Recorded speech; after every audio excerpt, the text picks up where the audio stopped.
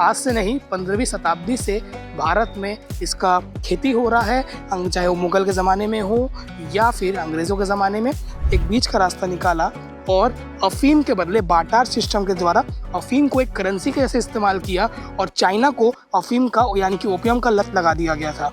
यानी कि अफ़ीम शुरू से ही हाई कमोडिटी रहा है, जिसका रकम ज़्यादा रहा है, इसलिए इसे अभी भी यहाँ दुर्ग में उगाया जा रहा है ताकि इससे ज़्यादा लाभ किया जा सके। जो ताज़ा जानकारी मिल रही है,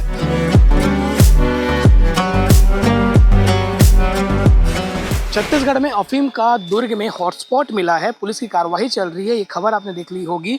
पर अब बात की जाए अफीम क्या है और अफीम की उत्पत्ति कैसे हुई और भारत में इसका इतिहास क्या है, तो हमने सोचा कि इसके बारे में भी आपको बताया जाए, क्योंकि अफीम आज से नहीं 15वीं शताब्दी से भारत में इसका खेती हो रहा है, चाहे वो मुगल के ज़माने में हो या फिर अंग्रेज़ों के ज़माने में।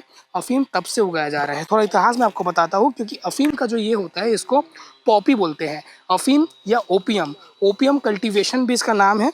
और ब्रिटिश जब गवर्नमेंट इस इंडिया में, भारत में जब ब्रिटिश राज था, उस समय चाइना से चाय लेने का बहुत ही एक ट्रेंड था। ब्रिटिश पूरा चाय जो था यूके जाता था, उसके बदले में वो चांदी के सिक्के देते थे। पर चांदी के सिक्के जब उन देते गए तो उनका खजाना खाली होते गया, तो उन्होंने एक बीच का रास्ता निकाला और अफीम के बदले बार्टर सिस्टम के द्वारा अफीम को एक करेंसी के जैसे इस्तेमाल किया और चाइना को अफीम का यानी कि ओपियम का लत लगा दिया गया था। इसके बाद 2 बार अफीम वॉर भी हुआ है, उसके बारे में बताता हूँ। 1839 से 1842 के बीच पहला ओपियम वॉर हुआ था, जिसमें ब्रिटिश जीती थी और चाइना के हांगकांग को ब्रिटिश ने अपने कब्जे में कर लिया था, छीन लिया था। वहीं दूसरा अफीम वॉर था जो 1856 से 1860 के बीच हुआ था, जब उस समय भी चाइना घुटनों में आ गई थी और ओपियम ट्रेड अप्रूव हुआ था और एक और क्षेत्र ब्रिटिश के हाथ लगा था। यानी कि चाइना में सब ओपियम के नशे के आदी हो गए थे, वहाँ पर इसका जोर शोर से प्रचलन था। मुगल और कोटिस के बीच भी अफीम कॉमन था और ये अफीम और दुर्ग और छत्तीसगढ़ के क्षेत्र में भी इसका इतिहास रहा है, क्योंकि जब ब्रिटिश की सरकार थी, यहाँ पर अफीम उगाया जाता था किसानों पर दबाव बना के। 1% जैसे 10 एकड़ है तो 1 एकड़ में अफीम उगाया जाए और किसानों को कर्ज के तरह ला के या उन पर दबाव बना के धरा धमका कर उनसे ओपियम का खेती करवाया जाता था और इसका कारखाना भी लगाया जाता था। इसे प्राइमरी ऑब्जेक्ट ऑफ ट्रेड बनाया गया था ब्रिटिश के द्वारा। और भारत में उगने वाले करीबन 80% ओपियम जो थे यानी कि अफीम जो थे, वो चाइना को एक्सपोर्ट किए जाते थे। यानी कि इतना ब्रिटिश ने वहाँ पर दबदबा बना लिया था। 1895 में ब्रिटिशर्स ने the royal commission of opium बनाया, जिसने पूरा उस चीज़ों को ट्रेड मॉनिटर करने के लिए वो कमीशन था कि कहाँ पे निकलेगा, कहाँ पे उगेगा, कहाँ पे बिकेगा, कहाँ पे क्या होगा, इसको मॉनिटर करने के लिए। जिसमें 250 क्लर्क की नियुक्ति की गई थी और 100 से अधिक ऑफिस थे पूरे देश भर में और जहाँ भी उनके सेंटर थे। भारत के हज़ारों किसानों को धरा धमका कर काम कराया जा रहा था लगातार, और ये वही पॉपी है जो उगाया जाता है।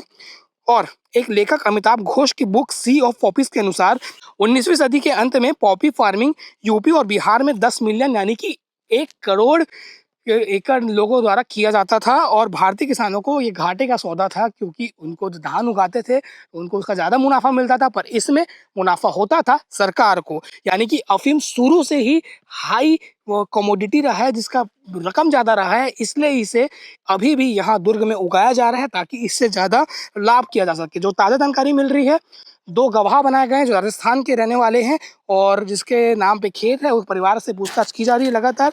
और गाजीपुर और पटना में फैक्ट्री थी उस समय जब अफीम को उसको मैन्युफैक्चर करके एक फाइनल कमोडिटी यानी कि हीरोइन चिट्टा बनाया जाता था। अब बात करते हैं, आपके मन में सवाल होगा, अफीम इतनी खतरनाक चीज़ थी तो इसको कब रेस्ट्रिक्ट किया गया, कब इस पर एक तरीके से बैन लगाया गया। तो 1909 में शंघाई इंटरनेशनल ओपियम कन्वेंशन हुआ था, जिसमें पटना फैक्ट्री पर बैन लगाया गया। काफ़ी शोध के बाद फिर 1913 को ओपियम कल्टीवेशन टर्मिनेट कर दिया गया और चाइना ने शिप को आग लगाया, जो आखिरी एक शिपमेंट था, और उन्होंने अफीम को पूरी तरीके से बंद करने का फैसला लिया।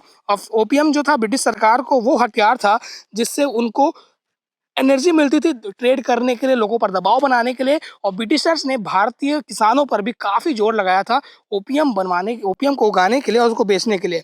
पहली बार सरकार ने भारत में 3 साल पहले एक प्राइवेट कंपनी को उसका ठेका दिया, जिसका नाम है बजाज हेल्थ केयर, को ओपियम का ठेका मिला है, जो अल्कॉइड जो अल्कलॉइड दवाई बनाएगा, जो अफ़ीम से ओपियम से निकल कर बनता है, उसका जो काम आता है कि अलग-अलग दवाइयों में नींद की होती है, कैंसर की होती है और गुजरात के सावली में फैक्ट्री लगाया गया है, कैंसर, पेन किलर और कफ सिरप बनाया जाता है। यूपी और एमपी में सरकारी फैक्ट्री में ओपियम प्रोसेस के लिए 800 टन अल्कलॉइड निकाले जाने का पूरा एक तरीके से टारगेट है, जो क्योंकि दवाइयों के लिए काफ़ी महत्वपूर्ण होता है, पर इतना खतरनाक होता है अगर आम इंसान इसका नशा करने लग जाए तो इसका आदी हो जाएगा और इस सर चढ़ कर बोलता है, फिर कुछ समझ नहीं आता। अगर इंसान को इसका नशा दोबारा ना मिले तो वो बेतरतीब हो जाता है और अनकंट्रोल हो जाता है। इसलिए इस पर बैन लगाया गया है और आज़ादी के बाद से ओपियम प्रोसेसिंग और खेत केंद्र सरकार के अंदर आते हैं। सरकार लाइसेंस देती है किसानों को और पहले भी मैंने बताया 1800 से 2000 के बीच में 1 किलो अफ़ीम खरीदती है और ब्लैक मार्केट में इसका जो रेट होता है काफ़ी हाई होता है, लाखों रुपए होता है। इसको लेके 1857, 1872 और 1983 में एक्ट बनाया गया ताकि इसको रेगुलेट किया जा सके। ये सब बताना इसलिए ज़रूरी है कि आप ये समझें कि अफ़ीम बेचना कितना खतरनाक है और बैन है। ये पूरा जो है एनडीपीएस एक्ट के अंदर भी आता है और narcotic drugs and psychotropic substance act के अंदर भी आता है। इसलिए एनसीबी की टीम यहाँ पहुंची हुई है, रायपुर की टीम है और 15वीं शताब्दी से चल रहा है ये सिंडिकेट। सिर्फ आज भारत के 3 राज्यों तक सीमित है तो सरकारी है, पर यहाँ जिस स्केल में उगाया जा रहा था और कई जगह चीरा भी मारा गया है, ऐसा पुलिस वाले बता रहे हैं क्योंकि यहाँ पे पूरा सर्वे चल रहा है। तो इससे ये समझा जा सकता है कि ये कितना खतरनाक काम था और कितना करोड़ों का मुनाफा इससे हुआ होगा।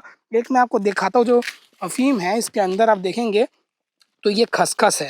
ये वही खसखस है जो मिठाइयों में यूज़ होता है या खड़े मसाले में आता है। ये वही खसखस है, इसके अंदर से खसखस निकलता है जब ये सूख जाता है। एक तरीके से इसका बाय प्रोडक्ट है ये, पर सबसे मेन प्रोडक्ट है नशा। तो इस जानकारी आपको कैसे लगी बताइएगा और आगे जो भी इसमें अपडेट आएगा वो भी बताएँगे।